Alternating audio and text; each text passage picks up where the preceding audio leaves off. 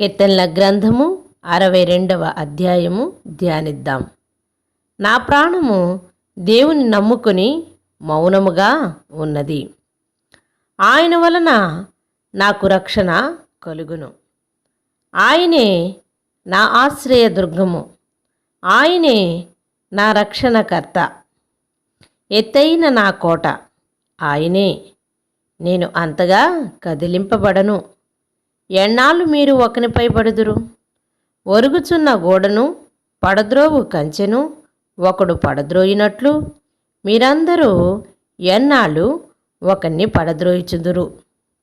అతని ఔన్నత్యము నుండి అతన్ని పడద్రోయిటికై వారు ఆలోచించెదురు. అబద్ధమాడుట వారికి సంతోషము. వారు తమ నోటితో శుభవచనములు పలుకుచు అంతరంగములో దూషించెదరు. నా ప్రాణమా, దేవుని నమ్ముకొని మౌనముగా ఉండుము. ఆయన వల్లనే నాకు నిరీక్షణ కలుగుచున్నది.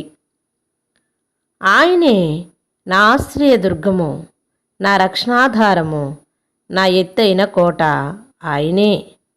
నేను కదిలింపబడను. నా రక్షణకు నా మహిమకు దేవుడే ఆధారము. నా బలమైన ఆశ్రయదుర్గము, నా ఆశ్రయము దేవుని యందే ఉన్నది. జనులారా, ఎల్లప్పుడూ ఆయన యందు నమ్మికించుడి. ఆయన సన్నిధిని మీ హృదయములు కుమ్మరించుడి. దేవుడు మనకు ఆశ్రయము.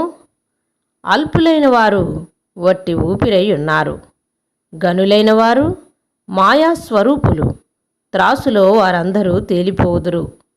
వట్టి ఊపిరి కన్నా అలకనగా ఉన్నారు. బలత్కారమందు నమ్మిక ఉంచుకుడి.